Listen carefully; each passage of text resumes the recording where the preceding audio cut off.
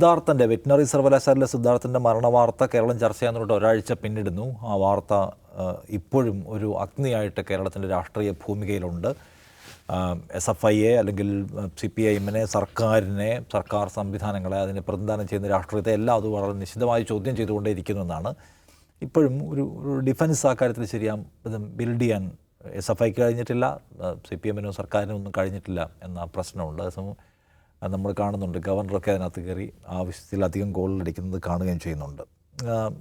ജിംസ്, ഇപ്പോൾ സാധാരണ നിലയ്ക്കൊരു വിവാദം ഉണ്ടായാൽ അതിന് ഒരു സമയമുണ്ട്. ആ സമയം കഴിഞ്ഞാൽ അത് വീഴാൻ വെച്ചാൽ അതിനെ വീഴ്ത്താനും അതിനെ ഷിഫ്റ്റ് ചെയ്യിക്കാനൊക്കെയുള്ള ശേഷി CPM-നും അതിൻ്റെ പേര് കേട്ട സൈബർ വിഭാഗത്തിനൊക്കെ ഉണ്ട്. പക്ഷേ ഇത് ഇപ്പോഴും കഴിയുന്നില്ല എന്ന് മാത്രമല്ല, ഏറ്റവും പ്രധാനപ്പെട്ട സബ്ജക്റ്റായിട്ട് വിഷയമായിട്ട് ഇപ്പോഴും നിൽക്കുകയാണ്. എന്ന് വെച്ചാൽ അത് ഈ തെരഞ്ഞെടുപ്പ് കാലത്ത് CPM-ൻ്റെ നെഞ്ചിൽ കുത്തി ഈ വിഷയം എന്ന് പറയാമോ?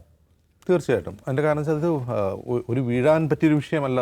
അതായത് ഒരു പ്രശ്നമുണ്ടായി, അതിനൊരു സ്വാഭാവികമായ ഡ്യൂറേഷൻ ഉണ്ടാവും. അത് കഴിയുമ്പോൾ അത് വേറെ വിഷയങ്ങളിലേക്ക് ശ്രദ്ധ പോകുമെന്ന് പറയും പോലെ ശ്രദ്ധ പോകാൻ പറ്റിയൊരു വിഷയമല്ല. ഇപ്പോൾ കേരളം കണ്ടിട്ടുള്ള ഏറ്റവും വലിയ വിദ്യാർത്ഥി പ്രക്ഷോഭം എന്ന് പറഞ്ഞാൽ രജനി എസ് ആനന്ദിൻ്റെ മരണമാണ്. രജനി എസ് ആനന്ദ് സ്വാശ്രയ വിദ്യാഭ്യാസത്തിൻ്റെ ഇര എന്ന് വിശേഷിപ്പിച്ചിട്ടുണ്ട്. സ്വാശ്രയ വിദ്യാഭ്യാസത്തിൻ്റെ ഇരയാണ് രജനി എസ് ആനന്ദ്. അതുകൊണ്ടാണ് ആ കുട്ടി ആത്മഹത്യ ചെയ്തതെന്ന് വിശേഷിച്ചുകൊണ്ട് കേരളത്തിലെ ക്യാമ്പസുകളും പുറത്തും കത്തിയൊരു സമയം ഉണ്ടായിരുന്നു ആൻ്റണി സർക്കാരിൻ്റെ കാലത്ത്. അപ്പോൾ അത് ആ സമയത്ത് ആ ഒരു രാഷ്ട്രീയ സാഹചര്യത്തിൽ അതൊരു വലിയ വിഷയം തന്നെയാണ്. കാരണം സ്വാശ്രയ കോളേജുകൾ വേണമോ വേണ്ടേ എന്നുള്ള ഡിബേറ്റിൽ എതിർവശത്ത് നിൽക്കുകയാണ് LDF-ഉം CPM-ഉം SFIയും എല്ലാം. അപ്പോൾ സ്വാശ്രയ വിദ്യാഭ്യാസത്തിൽ ഇര എന്ന അവരുടെ രാഷ്ട്രീയ മുദ്രാവാക്യത്തിന് സ്വീകാര്യതയും കൂടിയാണ്. കാരണം ഒരു പുതിയ പരീക്ഷണത്തിലേക്ക് പോകുന്നു. ഇതൊരു ചൂഷണ വ്യവസ്ഥയാണ് ഈ സ്വാശ്രയ വിദ്യാഭ്യാസം, സ്വാശ്രയ കോളേജുകൾ എന്ന നില വരുന്നു. അപ്പോൾ പാവങ്ങളെ എക്സ്ക്ലൂഡ് ചെയ്യുന്ന, തള്ളിക്കളയുന്ന, മാറ്റി നിർത്തുന്ന ഒന്നാണ് ഈ സ്വാശ്രയ വിദ്യാഭ്യാസം എന്നുള്ള പലവിധ നറേറ്റീവുകളിൽ ജനങ്ങൾക്ക് ആ ഒരു സെൻറ്റിമെൻറ്റ്സിനോട് ഒപ്പം നിൽക്കാൻ കഴിഞ്ഞു. അതുകൊണ്ടാണ് അങ്ങനെ വലിയ സമരമായി മാറിയത്. ഇവിടെ എന്താണ് സംഭവം? ഇവിടെ അതല്ല പ്രശ്നം. ഇത് വേറൊരു സിറ്റുവേഷനാണ്. SFIയുടെ പ്രവർത്തന രീതിയെക്കുറിച്ച് പല തവണ വിമർശനം ഉയരുന്നുണ്ട്. അപ്പോൾ ആ വിമർശനം വരുമ്പോൾ SFI പറഞ്ഞു ഞങ്ങൾ ആരെയും കൊന്നിട്ടില്ല, ഞങ്ങൾ ക്യാമ്പസുകളിൽ കൊല്ലപ്പെട്ടത് കൂടുതൽ ഞങ്ങളാണ് എന്ന് പറഞ്ഞുകൊണ്ടായിരിക്കും അതിനെ പ്രതികരിക്കുക. പക്ഷേ അവർ ക്യാമ്പസുകൾ ഭരിക്കുന്നത്, ക്യാമ്പസ് യൂണിയനുകൾ ഭരിക്കുന്നത് എങ്ങനെയാണെന്നുള്ളതിനെക്കുറിച്ച് നിരവധി പരാതികൾ തല്ലുകൊണ്ടവരും അല്ലാത്തവരുമായ ആളുകൾ പരസ്യമായി തുറന്നു പറയുന്നുണ്ട്. അപ്പോൾ അങ്ങനെ പറഞ്ഞുകൊണ്ടിരിക്കുക അതിനെതിരെ അവർ എന്താണോ ചെയ്തുകൊണ്ടിരിക്കുന്നത് അതിൻ്റെ ഒരു ഏറ്റവും തീവ്രമായ ഒരു ഫലം, ഒരു റിസൾട്ടാണ് ഈ സിദ്ധാർത്ഥൻ്റെ മരണം കൊണ്ട്. അതായത് അവർ ചെയ്യുന്നത് ക്യാമ്പസിൽ എന്താണ് ചെയ്യുന്നത് എന്നുള്ളത് ജനങ്ങൾക്ക് ബോധ്യപ്പെടുത്തി കൊടുത്താൽ, അതല്ലെങ്കിൽ എന്താണ് പറയുക, ഞങ്ങൾ തല്ലാറൊന്നുമില്ല, SFIക്കാർ ഞോണ്ടി തല്ലി എന്നൊക്കെ പറഞ്ഞ് കരയാൻ നാണമില്ലേ മാപ്രകളെ എന്നാണ് സാധാരണ പറയാറ്. പക്ഷേ ഇതങ്ങനെയല്ല. എന്താണ് SFI അവിടെ ചെയ്യുന്നത് എന്നുള്ളതിന് ജനങ്ങൾക്ക് ജീവിക്കുന്ന അല്ലെങ്കിൽ മരിച്ചൊരു തെളിവായിട്ട് സിദ്ധാർത്ഥൻ്റെ മരണം മാറുകയാണ്. അപ്പോൾ അതിൽ നിന്ന് രക്ഷപ്പെടാം. ഇപ്പോൾ SFIക്ക് പോലും അതിന് ന്യായീകരണം പറയാനില്ല. പലതരത്തിലുള്ള ന്യായീകരണങ്ങൾ, ക്യാപ്സ്യൂളുകളൊക്കെ വന്നു. ഒരു ഇൻറ്റേർണൽ കംപ്ലയിൻറ്റ്സ് കമ്മിറ്റി കൊടുത്തൊരു പരാതി കോപ്പി പുറത്തു വന്നു. അങ്ങനെ പല രീതിയിൽ മരിച്ച ആളെ തന്നെ തേജോധം ചെയ്യാനുള്ള ശ്രമം നടന്നു. പക്ഷെ അപ്പോൾ പോലും ജനങ്ങൾക്കത് കൃത്യമായി ബോധ്യമായി. അതുകൊണ്ട് തന്നെ അത് സിദ്ധാർത്ഥൻ എന്നൊരു വിദ്യാർത്ഥിയുടെ മരണത്തോടുള്ള അമർഷം മാത്രമല്ല ഇപ്പോൾ കാണുന്നത്, SFIയുടെ പ്രവർത്തന രീതി, പ്രവർത്തന സംസ്കാരത്തോടുള്ള പൊതുജനങ്ങളുടെ ഒരു എതിർപ്പായി തന്നെ ഇതിനെ കാണാം. അപ്പോൾ അതങ്ങനെ പെട്ടെന്ന് കൊഴിഞ്ഞു പോവില്ല. അതിനെ UDF-ഉം BJP-യും രാഷ്ട്രീയമായി ഉപയോഗിക്കാൻ ശ്രമിക്കുന്നുണ്ടെങ്കിൽ അത് SFI, LDF-ഉം CPM-ഉം അത് അർഹിക്കുന്നു എന്നുള്ളതാണ്. ഇതുവരെ ഈ നിമിഷം വരെ SFIയുടെ CPM-ൻ്റെ ഭാഗത്ത് അത് തെറ്റായിപ്പോയി, ഞങ്ങളത് തിരുത്തും, അങ്ങനെയുള്ളൊരു പ്രവർത്തനം ഒരു ക്യാമ്പസിലും SFI അനുവദിക്കില്ല, SFIയുടെ പ്രവർത്തന സംസ്കാരം അങ്ങനെയല്ല എന്ന് പറഞ്ഞൊരു അതിലൊരു മാപ്പ്, ഒരു ഖേദം പ്രകടിപ്പിച്ചൊരു പ്രസ്താവന പോലും, ഒരു വലിയ പ്രസ്താവന പോലും LDF-ൻ്റെയോ CPM-ൻ്റെയോ SFIയുടെ ഭാഗത്ത് ഇതുവരെ അത് ഉണ്ടായിട്ടില്ലല്ലോ. ഒരു ചാനൽ ചർച്ചയിൽ അഫ്സൽ എന്ന് പറയുന്നൊരു യുവാവ്, SFIയുടെ ജോയിൻറ്റ് സെക്രട്ടറി, അദ്ദേഹം ചോദ്യത്തിന് ഉത്തരം മുട്ടിയപ്പോൾ എന്തോ ഇങ്ങനെ വിഷമത്തോടെ അത് പറഞ്ഞു എന്നല്ലാതെ ഒരു സംഘടന എന്ന നിലയിൽ അവർ ഇതുവരെ ക്ലാരിഫൈ ചെയ്തിട്ടില്ല. അത് ഞങ്ങൾക്ക് പറ്റിയ തെറ്റാണ്, പിശകാണ്, അത് അഡ്മിറ്റ് ചെയ്തുകൊണ്ട് ഒരു കുഴപ്പമുണ്ടാകാൻ പോകുന്നില്ല. ഞങ്ങൾക്ക് അങ്ങനെ ഒരു പിശക് പറ്റി, ഞങ്ങൾ തിരുത്തുന്നു എന്ന് പറഞ്ഞാൽ ഈ ഡാമേജിൽ നിന്ന് SFIക്ക് പുറത്തു വരാൻ പറ്റും. അത് പറയാൻ പോലും ഉള്ള മനസ്സ് അവർക്കില്ലാത്ത വിധം ഒരുതരം അറഗൻസ് അവർ ബാധിച്ചു എന്ന് തന്നെ എനിക്ക് തോന്നുന്നത്. അതുകൊണ്ട് കൂടിയാണ് ഈ വിഷയം കത്തി നിൽക്കുന്നത്. അല്ലാതെ ഇതിൻ്റെ ഒരു സ്വാഭാവിക സമയം കഴിഞ്ഞു, അത് ഇലക്ഷൻ ആയതുകൊണ്ട് കത്തി എന്നുള്ളതല്ല. ഇലക്ഷന് UDF-ഉം BJP അത് ഉപയോഗപ്പെടുത്തുന്നുണ്ടാകാം എന്നതിനപ്പുറം അത് ഇനിയും തെരഞ്ഞെടുപ്പ് സമയത്തേക്ക് കൂടി നീണ്ടു നിൽക്കാത്ത വിധം ആ വിഷയത്തെ ഒതുക്കേണ്ടത് ഇവരുടെ ബാധ്യതയാണ്. അത് ബാധ്യത വളരെ എളുപ്പവുമാണ്. വളരെ എളുപ്പം. ഇപ്പോൾ SFI സംസ്ഥാന പ്രസിഡന്റ് അനുശ്രീ ആ വീട്ടിൽ പോയിരുന്നു, ആർഷോ പോയിരുന്നു. അങ്ങനെ പോയതുകൊണ്ടായില്ല, അവിടെ പോയി ആശ്വസിപ്പിച്ചു. അദ്ദേഹം SFIക്കാരനാണെന്ന് പറഞ്ഞു. അവരുടെ വീടിന് മുമ്പിൽ ഫ്ലെക്സ് വെച്ചതുകൊണ്ടായില്ല. എന്താണോ പ്രശ്നം, SFIയെക്കുറിച്ചുള്ള പൊതുസമൂഹത്തിന് വിമർശനം എന്താണോ അതിലൊരു തിരുത്തൽ വന്നു എന്നൊരു തോന്നലെങ്കിലും പൊതുസമൂഹത്തിന് അവരുണ്ടാക്കിയാൽ മതിയാവും. ഓക്കെ, ദിവസം ഇപ്പം SFI ക്യാമ്പസുകളിലെ ഭൂരിപക്ഷം പിന്നെ ഒരുതരം അധികാരബോധം, പിന്നെ അധികാര പ്രയോഗം, വയലൻസ്, ഈ പ്രശ്നം SFIക്കുണ്ട് എന്ന വിമർശനം എത്രയോ കാലമായിട്ടുണ്ട്. പക്ഷെ അവരതിനെ ആ നിലയ്ക്കല്ല കാണുന്നത്. ഇതൊരു ഗെയിം ചേഞ്ചറായിട്ട് മാറുമെന്ന് തോന്നുന്നു. ഗെയിം ചേഞ്ചറായിട്ട് മാറിയില്ലെങ്കിൽ അത് SFIക്ക് എന്നതിനേക്കാൾ ഉപരി കേരളത്തിലെ ഇടതുപക്ഷ പ്രസ്ഥാനത്തിന് വലിയ ഡാമേജ് ഉണ്ടാക്കും. ഞാൻ മുമ്പ് പറഞ്ഞു, ഈ ബംഗാളിൽ CPMൻ്റെ ഇടതുപക്ഷത്തിൻ്റെ ഭരണത്തിന് അന്ത്യം കുറിക്കുക മാത്രമല്ല, ഇടതുപക്ഷ പ്രസ്ഥാനത്തെ തന്നെ നാമവിശേഷമാക്കിയ ആ ഒരു പ്രക്രിയ ഉണ്ടല്ലോ, അതിൻ്റെ ട്രിഗറുകളിൽ അതിൻ്റെ പല കാരണങ്ങളുണ്ടാവും. അതിൽ പ്രധാനപ്പെട്ടൊരു ഘടകം അവിടെ ഹർമദ് ബാഹിനി എന്ന് പറഞ്ഞിട്ട് ഇവരുടെ ഒരു ഗുണ്ടാ സംഘം എല്ലാ സ്ഥലത്തും പ്രവർത്തിച്ചിരുന്നു. ഈ ഹർമദ് ബാഹിനിയാണ് CPMനോടുള്ള വെറുപ്പ് ജനങ്ങളിൽ ഇൻസ്റ്റിൽ ചെയ്ത് ജനമനസ്സുകളിൽ ആ വെറുപ്പൊരു വികാരമാക്കി മാറ്റുന്നതിൽ ഹർമദ് ബാഹിനി വളരെ പ്രധാനപ്പെട്ട പങ്ക് വഹിച്ചിട്ടുണ്ടെന്നാണ്. അപ്പോൾ ബംഗാളിൽ ഹർമദ് ബാഹിനി CPMനെ തകർക്കുന്നതിൽ എന്ത് പങ്കാണോ വഹിച്ചത് അതാണ് കേരളത്തിൽ SFI ചെയ്തുകൊണ്ടിരിക്കുന്നത്. ഇവർക്ക് ഇപ്പോഴും ഞാൻ ഇതുമായി ബന്ധപ്പെട്ടുള്ള ചാനൽ ചർച്ചകൾ, ഈ SFIയുടെ ആളുകൾ എഴുതിയിട്ടുള്ള കുറിപ്പുകൾ, അവർക്ക് വേണ്ടി എഴുതുന്ന സ്വതന്ത്ര ബുദ്ധിജീവികളുടെ കുറിപ്പുകൾ, ഇതെല്ലാം വായിച്ചപ്പോഴും ഈ പ്രശ്നത്തിൻ്റെ ക്രക്സ് എന്താണെന്ന് ഇതുവരെയും അവർക്ക് പിടികിട്ടിയിട്ടില്ല. അതെന്താണെന്ന് വെച്ചാൽ ഞാനൊരു കാര്യം പറയാം. ഈ കോളേജ് ഉണ്ടല്ലോ, വെറ്ററിനറി കോളേജ് യൂണിവേഴ്സിറ്റി, അവരുടെ SFI വെറ്ററിനറി യൂണിവേഴ്സിറ്റി യൂണിറ്റിൻ്റെ ഇൻസ്റ്റഗ്രാം പേജ് ഒന്ന് പോയി നോക്കുക നിഷാദ്.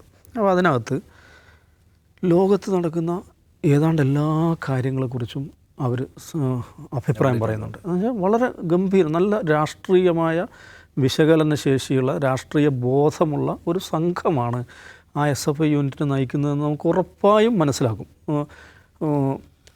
ഗസയിലെ പോരാട്ടത്തെ പിന്തുണച്ചുകൊണ്ടുള്ള പോസ്റ്ററുകൾ കാണാൻ പറ്റും.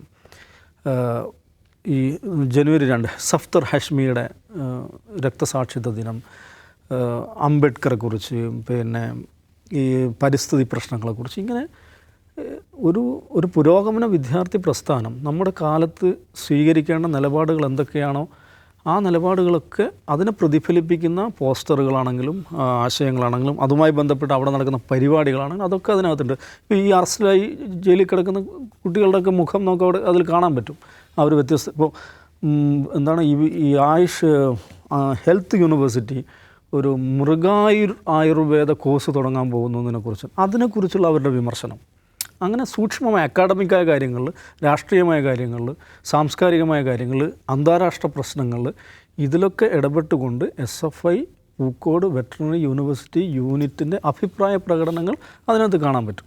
എന്ന് പറഞ്ഞാൽ അതിൻ്റെ അർത്ഥം എന്താണ്? ഇത് ഒരു ഗുണ്ടാ സംഘം, ഒരു ആൾക്കൂട്ടമല്ല. എന്ന് വെച്ചാൽ രാഷ്ട്രീയം മനസ്സിലാവുന്ന, ലോകത്തെ കാണുന്ന, തങ്ങളുടേതായ ഒരു കാഴ്ചപ്പാടിലൂടെ ലോകത്തോട് സംസാരിക്കാനൊക്കെ ശേഷിയുള്ള വളരെ ഉയർന്ന നിലവാരമുള്ള വിദ്യാർത്ഥികളുടെ സംഘമാണത്. അവിടെയാണ് അതിങ്ങനെ നോക്കുമ്പോൾ പൊടുന്നതിന് ഒരു സ്റ്റോപ്പ് വരുന്നത് എവിടെയാണെന്നറിയോ? ഈ വിദ്യാർത്ഥിക്ക് മർദ്ദനമേറ്റു, 3 ദിവസത്തിന് ശേഷം മരണപ്പെടുന്നു. ഈ ദിവസങ്ങളിലൊന്നും ഒരു കുറിപ്പ് പോലും അവിടെയില്ല. SFI എന്താ പറയുക? ഞങ്ങൾ റാഗിങ്ങിനെതിരാണ്, ആക്രമണത്തിനാണ്, ഇതിൽ തന്നെ ഞങ്ങളാണ് ആദ്യം, നിങ്ങൾ പറയുന്നതിന് മുമ്പേ ഞങ്ങൾ നടപടി എടുത്തിട്ടുണ്ട്. പക്ഷേ അതേക്കുറിച്ചൊന്നും അതിനകത്തില്ല. ഞങ്ങളുടെ കൂട്ടത്തിലൊരുത്തൻ നിരവധി ആളുകളുടെ മർദ്ദനമേറ്റ് ഇവിടെ കിടക്കുന്നു, ഹോസ്റ്റലിൽ കിടക്കുന്നു, അതിനെക്കുറിച്ച് അവിടെ ഒന്നുമില്ല. അങ്ങനെ ഹോസ്റ്റലിൽ ഒരുത്തനെ ഇടിച്ച് പരുവാക്കി മൃതപ്രായനാക്കി അവിടെ ഇട്ടിരിക്കുകയാണ്. SFI യൂണിറ്റ് പോലീസിൽ പരാതി നൽകി, അല്ലെങ്കിൽ അതിനെതിരെ പ്രതിഷേധ പ്രകടനം നടത്തി. അങ്ങനെ ഒരു പരാമർശം അവിടെയില്ല. കാനം രാജേന്ദ്രന് ആദരാഞ്ജലി അർപ്പിച്ചുകൊണ്ടുള്ള SFI വെറ്ററിനറി കോളേജ് യൂണിറ്റിൻ്റെ പോസ്റ്റർ അതിനകത്തുണ്ട്. പക്ഷേ സിദ്ധാർത്ഥിന് ആദരാഞ്ജലി അർപ്പിച്ചുകൊണ്ടുള്ള ഒരു വരി പോലും, പോസ്റ്റർ പോയിട്ട് ഒരു വരി പോലും അതിനകത്തില്ല.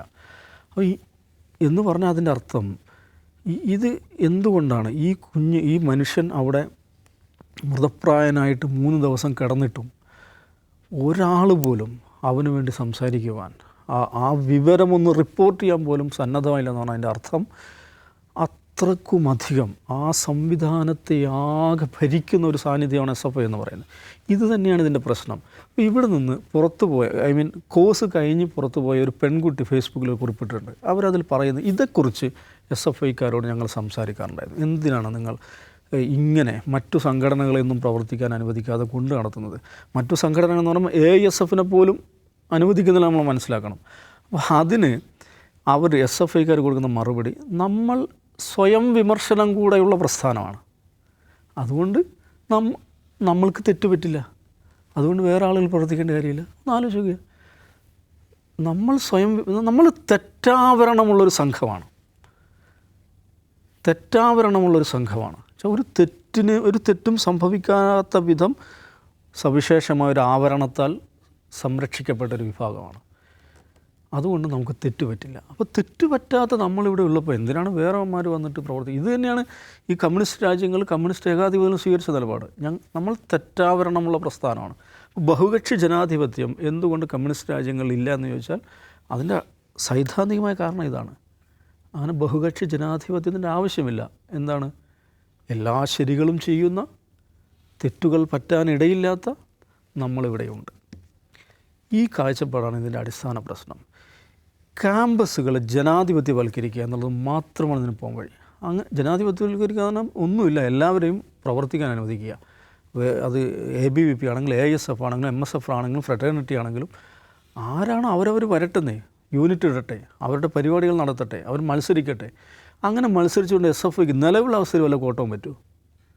ഇന്ന് കേരളത്തിലെ ക്യാമ്പസുകളിൽ ഏറ്റവും സംഘാടന ശേഷിയുള്ള, ഏറ്റവും സ്വാധീനമുള്ള സംഘടന SFI തന്നെയാണ്. ഇപ്പോൾ ഈ പറയുന്ന ഇവർ ചെങ്കോട്ട എന്ന് എഴുതി വെച്ച ഇവരുടെ സ്വച്ഛാധിപത്യം അടിച്ചേൽപ്പിക്കുന്ന ക്യാമ്പസുകളിലെല്ലാം അടുത്ത യൂണിയൻ തെരഞ്ഞെടുപ്പിൽ ബാക്കി സംഘടനകളെല്ലാം മത്സരിക്കുന്നു വിചാരിക്കുക. എനിക്ക് തോന്നുന്നില്ല നിലവിലുള്ള ഒരു ഘടനയിൽ ഒന്നും മാറ്റം വരുമെന്ന്. SFI തന്നെയായിരിക്കും വിജയിക്കുക. കാരണം അവർക്ക് അത്രയും പ്രവർത്തന പരിചയമുണ്ട്, സംഘാടന ശേഷിയുണ്ട്, വലിയ സപ്പോർട്ട് മെക്കാനിസമുണ്ട്, അതിഭീകരമായുള്ള സപ്പോർട്ട് മെക്കാനിസമുണ്ട്. അതുകൊണ്ട് അവർ തന്നെയായിരിക്കും വിജയിക്കുക. നഷ്ടപ്പെടാനൊന്നും പോകുന്നില്ല. ഇങ്ങനെ ആളുകളെ അടിച്ചമർത്തി ഒതുക്കിയിരുത്തി ഈ യൂണിയൻ മുഴുവൻ സീറ്റിലും എതിരില്ലാതെ തിരഞ്ഞെടുക്കപ്പെടുന്ന ക്യാമ്പസുകൾ മൊത്തം ഒരു ആന്തൂർ നഗരസഭയായി മാറുന്നൊരവസ്ഥ അതാണല്ലോ സംഭവിക്കുന്നത്. അപ്പോൾ അതുകൊണ്ടാണ് ആന്തൂർ നഗരസഭയിൽ എന്താ സംഭവിക്കുന്നത്? ഇവർക്ക് തമ്മിൽ പണക്കം കാരണം ഒരു കക്ഷിക്ക്, ഒരു വ്യവസായിക്ക് ലൈസൻസ് കൊടുക്കുന്നില്ല. അദ്ദേഹം സൂയിസൈഡ് ചെയ്യുന്നു. സൂയിസൈഡ് ചെയ്ത് അടുത്ത ദിവസം ദേശായി മണി 8 കോളം അപവാദ പ്രചാരണം നടത്തുകയാണ്. പഴയ ആ സിനിമയിൽ പറഞ്ഞില്ലേ, കൊള്ളാവുന്ന ഒരുത്തനുണ്ടെങ്കിൽ പെണ്ണ് കേസിൽപ്പെടുത്തുക എന്ന് പറഞ്ഞിട്ടുണ്ടെങ്കിൽ അത് തന്നെയാണ് ഇവിടെയും സംഭവിക്കുന്നത്. അപ്പോൾ ഈ ക്യാമ്പസുകളെ ജനാധിപത്യത്തിൻ്റെ സർഗ്ഗവേദികളാക്കി മാറ്റുക എന്നുള്ളത് മാത്രമാണ് ഇതിന് പരിഹാരം. പക്ഷേ SFIക്ക് അത് ചെയ്യാൻ പറ്റില്ല. ഇവരിതിനെങ്ങനെയാണ് മറികടക്കുക വെച്ചാൽ ഈ കേസ് കോടതിയിൽ തകർന്നു പോകാൻ തന്നെയാണ് എല്ലാ സാധ്യതയുള്ളത്. കാരണം ഒരൊറ്റ ഒരുത്തന്നെ സാക്ഷിയായി കിട്ടില്ല കേട്ടോ. ഇതിൽ സാക്ഷികളായിട്ട് വരേണ്ടത് ആരാണ്? ഈ ഹോസ്റ്റലിലെ വിദ്യാർത്ഥികളല്ലേ. ഏത് മാധ്യമവേട്ടക്കെതിരെ ഒരു കൂട്ടത്തിലൊരുത്തൻ മരിച്ചു വീണപ്പോൾ മാധ്യമവേട്ടക്കെതിരെ പ്രകടനം നടത്തിയ ടീംസാണ്. അവർ വല്ലവരും കോടതിയിൽ സാക്ഷി പറയാൻ വരുമോ? സാക്ഷി പറയാൻ വരില്ല. ഇത് ഇപ്പോൾ വരുന്ന റിപ്പോർട്ടുകളുണ്ട്, ഈ സിദ്ധാർത്ഥ് തൂങ്ങിയ ആ വസ്തു എന്താണ്, അത് കയറാണോ അല്ലെങ്കിൽ മറ്റു വല്ലതാണോ, തുണിയാണോ, അത് ഇതുവരെ ലഭ്യമായിട്ടില്ല. അപ്പോൾ കേസ് അടിപടലം പൊളിച്ചെറിയാനും സാധിക്കും. അങ്ങനെ ഇവരെല്ലാം പുറത്തു വരും. അന്ന് എന്ത് പറയും? ഇതേ കണ്ടില്ലേ മാധ്യമങ്ങൾ അന്ന് എഴുതിക്കൂട്ടിയതെന്നൊക്കെ പറഞ്ഞിട്ട് ഈ ചെയ്ത കൊള്ളരുതായ്മകളെ, ഈ ക്രൂരതയെ ന്യായീകരിക്കാനാണ് SFI രംഗത്ത് വരിക. അതുകൊണ്ട് അതവർ തിരുത്തിയില്ല. എന്താ പ്രശ്നം എന്ന് വെച്ചാൽ ഇത് മനുഷ്യരെ മടുപ്പിക്കുന്നുണ്ട്. പ്രത്യേകിച്ച് വേറൊരു കാര്യം കൂടെ നോക്കൂ നിഷാദ്, ഈ പറയുന്ന ഇതൊക്കെ ഗവൺമെൻറ് കോളേജാണ്. ഈ പറയുന്ന പ്രശ്നങ്ങളൊക്കെ നടക്കുന്നത് എവിടെയാണ്? നമ്മുടെ പൊതുവിദ്യാലയങ്ങളിലാണ്. ഗവൺമെൻറ് കോളേജുകൾ, എയ്ഡഡ് കോളേജുകൾ, അതിൻ്റെ ഒരു വർഗ പശ്ചാത്തലം നോക്കുക. ആരാണ് അവിടെ വരുന്നത്? പണമുള്ളവരുടെ മക്കൾ ഇതിവിടെയൊന്നും വരുന്നില്ലെന്നേ. അവർ വിദേശത്തേക്ക് പോകുന്നു, ലക്ഷക്കണക്കിന് ആളുകൾ വിദേശത്തേക്ക് പോകുന്നു. വളരെ ഉയർന്ന ഫീസ് കൊടുത്ത് പഠിക്കാൻ പറ്റുന്ന പ്രൈവറ്റ് യൂണിവേഴ്സിറ്റീസ് ഇഷ്ടം പോലെ ഉണ്ട്. ഇടതുപക്ഷത്തിൻ്റെ കാച്ച്മെൻറ്റ് ഏരിയ ആയിട്ടുള്ള വർഗ പശ്ചാത്തലത്തിൽ നിന്ന് വരുന്ന കുട്ടികളാണ് ഇത്തരം സ്ഥാപനങ്ങൾ കൂടുതൽ വരുന്നത്. അപ്പോൾ ആ സ്ഥാപനങ്ങളുടെ അക്കാദമിക അന്തരീക്ഷത്തെ, അതിൻ്റെ പഠന നിലവാരത്തെ, അതിൻ്റെ ഗുണമേന്മയാണ് ഇത് ബാധിക്കുന്നത്. അതും കൂടെ അവർ മനസ്സിലാക്കണം. ഇത് മാറ്റുക എന്നുള്ളതല്ലാതെ വേറൊരു വഴിയില്ല. പക്ഷേ ആ മാറ്റാൻ അവർക്ക് സാധിക്കുമെന്ന് എനിക്ക് തോന്നുന്നില്ല. അപ്പോൾ സംസ്കാരപരമായ ഒരു മാറ്റം എന്ന ആവശ്യത്തെ ഇപ്പോഴത്തെ ഒരു നീഡിനെ എന്തുമാത്രം SFI അഡ്രസ്സ് ചെയ്യുന്നു എന്നാണ് ഈ മൊമെൻറ്റിൻ്റെ ചോദ്യം. അതില്ലെങ്കിൽ അവർ പ്രയാസപ്പെടും.